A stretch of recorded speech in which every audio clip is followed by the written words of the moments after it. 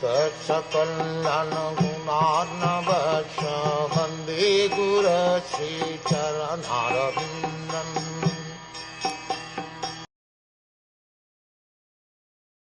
A few months passed, and Arjun did not return. Maharaj Yudhiṣṭhir then began to observe some inauspicious omens, which were fearful in themselves. Lord Sri Krishna, the Supreme Personality of Godhead, is ad infinitum, more powerful than the most powerful sun of our experience. Millions and billions of suns are created by him and annihilated by him within his one breathing period. In the material world, the sun is considered to be the source of all productivity and material energy, and only due to the sun can we have the necessities of life. Therefore, during the personal presence of the Lord on the earth, all paraphernalia for our peace and prosperity, especially religion and knowledge, were in full display because of the Lord's presence, just as there is a full flood of light in the presence of the glowing sun.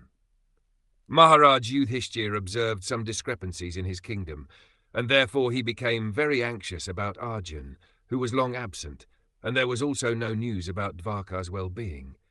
He suspected the disappearance of Lord Krishna, otherwise there would have been no possibility of fearful omens.